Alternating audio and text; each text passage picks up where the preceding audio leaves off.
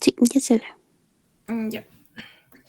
Continuando con lo que era la capacitación de la anterior clase, donde dio Valerie, vamos a continuar con lo que es la hipótesis. La hipótesis, en este caso, va a ser una suposición de lo que es establece una relación entre dos o más variables dependientes expresadas como hechos, fenómenos o entidades. Esta hipótesis va a tener un origen de razonamiento lógico que este puede ser inductivo o deductivo. En lo que es el inductivo, vamos a hablar de observaciones de un problema en concreto, pero el inductivo es a partir de una forma de vista de nosotros mismos, sin ninguna investigación, sin nada.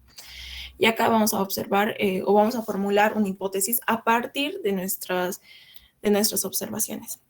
En cambio, el deductivo, en este vamos a usar como medio para nuestra hipótesis, vamos a sacar del marco conceptual o teórico y aquí vamos a plantear una serie de hipótesis que analizan la teoría. En esta hipótesis deductiva vamos a realizar una investigación, por lo cual esta hipótesis deductiva es el más utilizado porque a partir de nuestra investigación vamos a decir que nuestra hipótesis va a tener un fundamento que sí va a ser más verídico que el inductivo que lo usamos solamente de nuestro punto de vista.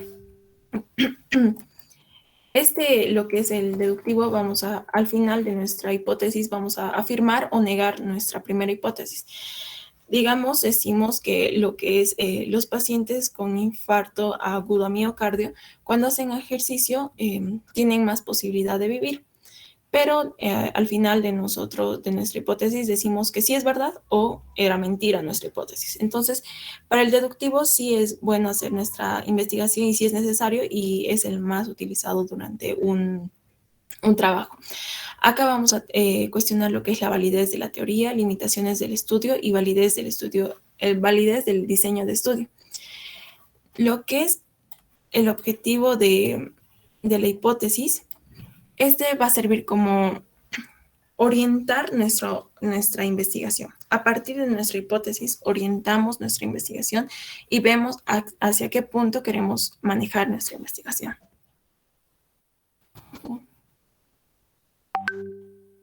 Ya. Vamos a tener una estructura en una hipótesis y esta va a ser unidades de observación más una variable. Y esto nos va a dar resultado una hipótesis bien planteada. La formulación de la hipótesis puede ser una hipótesis nula o una hipótesis alternativa. En la hipótesis nula tenemos que va a negar lo que es la asociación entre variables. En cambio, en la hipótesis alternativa vamos a tener una hipótesis bilateral, que acá tenemos como en un inicio, ¿verdad? Si era verdadero o era falso. O sea, no tenemos una respuesta concreta. Por ejemplo, acá el ejercicio físico modifica la incidencia del infarto agudo a miocardio. Esta palabra modifica podemos tomarlo como si es positivo o es negativo. No tenemos una respuesta clara. En cambio, en el unilateral, el empleo de un tratamiento aumenta la supervivencia media de los pacientes respecto a lo que es el infarto agudo a miocardio. Acá estamos mencionando que el tratamiento sí va a dar una supervivencia a los pacientes con infarto agudo a miocardio. Entonces, acá sí tenemos una respuesta concreta. La hipótesis no se plantea en todos lados. Entonces, ¿cuándo debemos proponer una hipótesis? Por ejemplo, en un estudio descriptivo no es necesario la hipótesis, porque como su nombre lo indica, este estudio lo vamos a hacer básicamente a puras descripciones. No buscan explicar relaciones entre variables. Entonces, acá vamos a analizar de resultados, permite generar la hipótesis.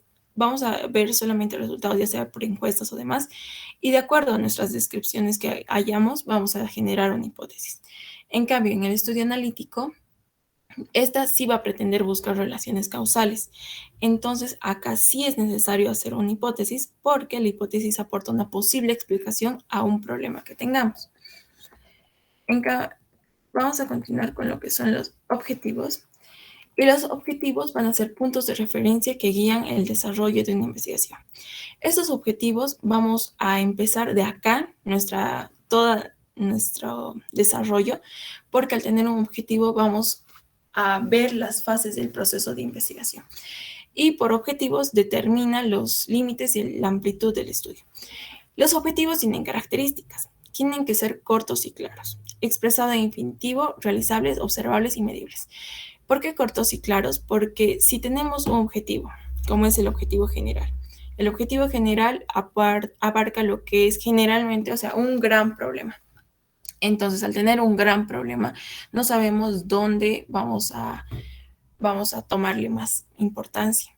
Entonces, al ser corto y claro, ya tenemos una idea a cuál es nuestro punto central. Tenemos que tener un objetivo realizable, porque si ponemos un objetivo que realmente no lo vamos a poder realizar, nuestro marco teórico va a estar basado a la nada. Siempre tiene que ser realizable y tenemos que ver que estos van a ser observables y medibles. Como ya les estaba mencionando, el objetivo general va a abarcar lo que es la totalidad del problema, pero este objetivo general no resuelve la investigación. Como les estaba diciendo, este abarca tanto el problema que no sabemos a qué nos estamos queriendo ir a resolver el problema. En cambio, el objetivo específico, este abarca los subproblemas o partes del objetivo general. Es decir, que acá vamos a realizar como la... Ay, vamos a empezar a descifrar lo que es el objetivo general.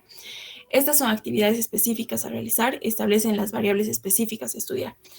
En el objetivo general nos vamos a preguntar el para qué de nuestra investigación. Por eso este es un problema grande. En cambio, en el objetivo específico vamos a hablar de el cómo lo vamos a realizar y por eso desglosamos todo nuestro objetivo general. Ya. Para hablar de objetivos tenemos que usar verbos. Y para el objetivo general tenemos todos estos verbos, como ser investigar, determinar, definir, escribir, describir, distinguir. En los específicos tenemos identificar, enlistar, enumerar, determinar, formular, señalar y reconocer. Hay otros verbos que son los ambiguos. Sí se puede utilizar, pero no son recomendables, porque estos no usan lo que realmente nosotros queremos mencionar en un objetivo. Y para buscar unos verbos para objetivo tenemos esta página que es la taxonomía de Bloom, que es para conseguir todos nuestros objetivos para tener un buen trabajo. En el marco teórico. El marco teórico es la etapa donde, además de reunir la información, esta se debe relacionar, integrar y sistematizar a partir de un análisis crítico. Esta va a tener puntos para realizar un marco teórico. Primero vamos a tener lo que es la revisión de lectura, vamos a tener fuentes primarias, que esta fuente primaria se basa en lo que nosotros conocemos de un tema específico. Por eso es primario, lo básico. En cambio, una fuente secundaria, vamos a hablar de lo que son libros, entrevistas y demás. Acá lo secundario complementamos lo que ya conocemos nosotros. En las fuentes terciarias ya son artículos. Y lo importante de acá de la revisión de la literatura es anotar todos los datos de los documentos consultados. Porque alguna vez pasa que nosotros estamos revisando un tema y vemos un artículo y después volvemos a topar con el mismo artículo. Entonces es importante anotarnos qué puntos ya estamos consultando para no hacer un marco teórico repetitivo. El desarrollo de una perspectiva teórica. Esta es la información recolectada, debe tener relación con los objetivos planteados. El objetivo del marco teórico es contribuir a la conformación de una hipótesis de trabajo. Si bien ya tenemos nuestra hipótesis, ya tenemos nuestros objetivos y en el marco teórico vamos a desarrollar todo lo que hemos planteado en los objetivos y en nuestra hipótesis. Acá, el marco teórico, a veces es muy complicado de hacerlo porque uno no sabe de dónde empezar, no encuentran nada de información o al contrario encuentran mucha información y no saben dónde abarcar su punto. Lo que es una solución práctica para el marco teórico es delimitar muy bien lo que es el problema, especificar bien cuál es el punto al cual queremos llegar para que nuestro lector sí entienda lo que es el marco teórico de nuestro problema. Determinar el problema, dedicarle tiempo a la lectura completa de las fuentes de información. En lo que es los objetivos, hay que dedicarle bastante tiempo porque a partir de los objetivos vamos a sacar nuestro marco teórico. A partir de un objetivo, de los objetivos específicos, vamos a realizar nuestro marco teórico y vamos a desglosar todito. Y acá vamos a asegurarnos de que los objetivos respondan a la pregunta problema. porque el problema con el que vamos a empezar tiene que ir de la mano con nuestros objetivos, porque de esa manera recién vamos a dar respuestas en nuestro marco teórico. El contenido del marco teórico debe esclarecer los fundamentos conceptuales que soportan el objetivo del análisis construido, y este debe tener un componente histórico contextual, que como nos dice que acá nos va a dar el contexto de nuestro problema. Historia. Tenemos que mencionar un poco de la historia del del tema que vamos a hablar. Por ejemplo, hablamos de diabetes, entonces tenemos que empezar a hablar de cómo ha surgido la diabetes, cuándo se ha originado o cuándo ha sido descubierto y demás. En el contexto social y académico, tenemos que ver cómo se comporta esto en lo que es el social y académico. Permite entender por qué se plantea lo que se plantea y se estudia lo que se estudia. Es decir, que tenemos como punto la diabetes. Entonces, la diabetes, vamos a hablar, ¿por qué estamos planteando esto? Porque en Bolivia, no sé, existen bastantes personas con sobrepeso. Y hemos visto, ¿por qué estamos estudiando? Porque hemos visto que en Bolivia existen bastantes personas con sobrepeso. Entonces, es un buen problema para realizar nuestro marco teórico. En conceptual, explica, clarifica y define las variables a estudiar.